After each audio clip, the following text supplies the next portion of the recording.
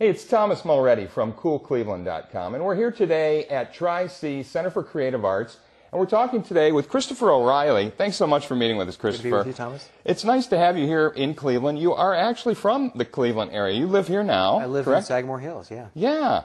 People would never know because they know you from your show From the Top on NPR and on PBS. Yeah. And you work with students Up to 18 years old. Right. Basically kids who are playing classical music who may or may not, sort of continue with classical music, but it's just kind of one thing in their lives that they really excel in. The nice thing about this show is that it really gives the audience the opportunity to connect with the music based on the personalities of the performers. Right. So they don't need to know the history of the music. Sometimes people get the impression that classical music is all about knowing the dates, names, and places. Exactly. And it really, when you are listening to a performer talk about the other things that interest them, the laser tag, the soccer, the swim team, the one-woman, show on Israeli immigration, these are Yes. kids who all have very interesting side lives. Or classical music is just a side life for them. For them, right. It's just one that they can't do without. So you're demystifying classical music in a lot of ways, right? Yeah, to a certain degree. And the other nice thing is it's also a lot of the preparation that goes into classical performance is oftentimes a solitary thing. And so here it is. We're not just allowing the kids to talk about the music. We're talking about what they do with their lives, how they prepare. What's going through their mind. How do they get so good? These kids are super good. They're way outrageous good. What are those factors that you've found? Because you talk to them a lot. You ask them what their rehearsal schedules are. Yeah, the kids are even more sort of. Well, a lot of them are competition oriented, and so sometimes they're even more self-conscious than you need them to be. I've run into kids on the road who should be applying regularly, just as a matter of course, instead of going to a competition, sending a tape to From the Top, because we've had real talented 9-year-old trumpet players who we say, yeah, you're phenomenal, but is this a good idea to have a 9-year-old playing trumpet on national radio? Is that too much pressure? Please keep in touch. Come back with us, and you have till you're 18 to be on the show. Kids sometimes get the impression that if they don't get in the first time, it's oh, it's bad. Yeah. It's not competitive. We're the only ones who know, and we're the ones who are actually going to keep in touch and say, hey, what are you working on now? Or even if we had a young guest on the show, hey, are you playing with a string quartet now? Are you playing with a piano trio? Do you have another project you want to bring to us? Nice. We do that all the time. So you are learning, I assume, from these kids as much as they learn from you, because you talk, you work with them. It seems like this album that you've put out of my hands, I just wonder what went through your head, because I'm thinking, oh, it's got to be accessible, because I'm not going to put an album out that I couldn't give to these kids and have them relate to, because this one it's your versions of a lot of different bands. Popular music, Radiohead and REM and Pink Floyd even. And I wonder, why did you decide to do it? Was it because of the kids? No. Although, actually, when I started getting into the business of arranging, I was originally doing arrangements of classical pieces that didn't exist for piano, but that I really liked. I really liked that music that played during Catherine Deneuve and Susan Sarandon's love scene in The Hunger, and it ended up being a duet from the opera by Leo Delibes called Lakme. It is about two sopranos. It is about two women, she says. Anyway, so I loved that. Actually, British Airways flogged it to death in a commercial for 20 years. So I made a piano version of that. Oh, I see. I made a piano version of a Piazzolla tango or a Stravinsky ballet. Okay. And then actually it was because of From the Top. From the Top originally was going to be about all kinds of young musicians. But our stations that we were shipping it to, we were selling it to, were saying, okay, well, no, 1 minute of jazz and you're off. Yeah. We wanted bluegrass. We wanted Broadway, all that stuff. So we thought, okay, well, so we got a total line. We want to have as many people as possible. We still get away with it. I mean, we may have a 12-year-old classical guitarist whose father taught him how to play Jimi Hendrix Purple Haze, behind his head, and he'll do that. It's just on for radio. 30 Who's seconds gonna complain? or something. Yeah, exactly. But in any case, I thought, we're introducing people to young performers, new performers. They're introducing us to other music. I think it's important that an audience not have a prejudice about these things. Duke Ellington said there's two kinds of music, good music and bad music. Who decides? The performer decides based on what I believe in.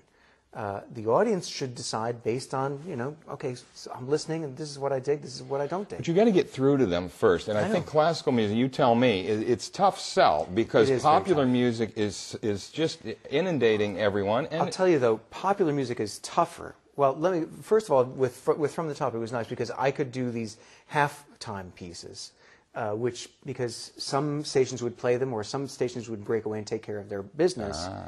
I would just, I was going to be the guinea pig. So it wasn't the kids who may or may not be heard. So I was doing my solo pieces.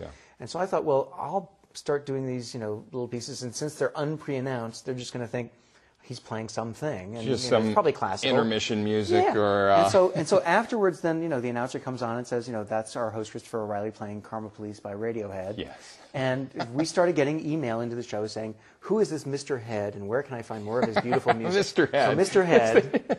They hadn't heard of Radiohead. So that's when I got into it. So it is a little bit about the kids. There are a lot of kids who come on the program.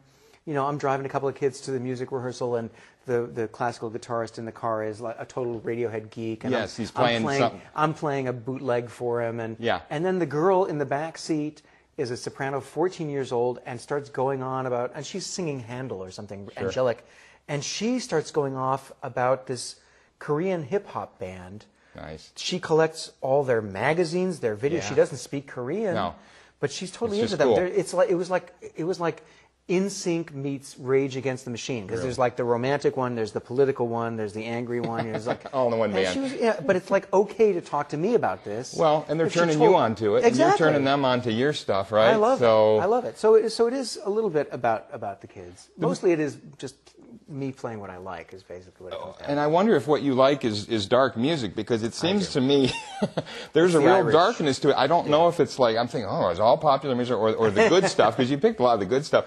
But it does seem to have minor chord. It seems to really be, I don't know, post-apocalyptic. A lot of it is really pretty deep and heavy. I think the best art is that which is a matter of conflict and contrasts. I think even though, some songwriters can be very hard on sleeve, and it's all about their heartbreak or whatever. Sure. Even when Elliott Smith writes some of his darkest lyrics, it's more about creating a world rather than an internal sort of navel gazing kind of thing. Right. There's a real sense, and in terms of his performance, there's really a creation of an entirely different universe for each song.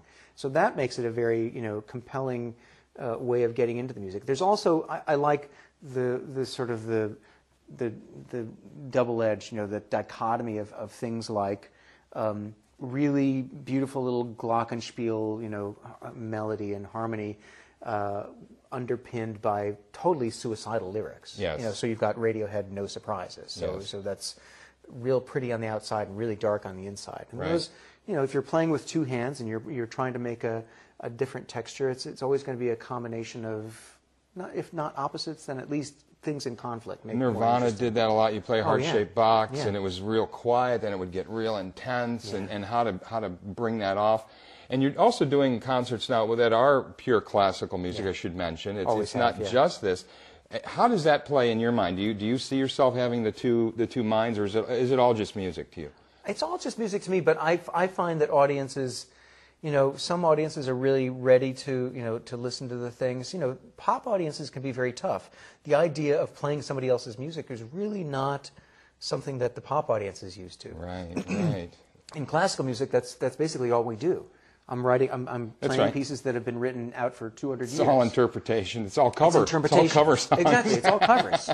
And so when you're in a Radiohead concert, why is anybody coming to hear me play Radiohead? Well, it's because they know the pieces. Like my Frankfurt audience is listening to a Schubert sonata. They've heard it before. They don't need to hear me to know how it goes, but they're there to hear what I'm doing with it. Interpretation, always, right? They're interested in that. Well, and in jazz, it's the same thing too.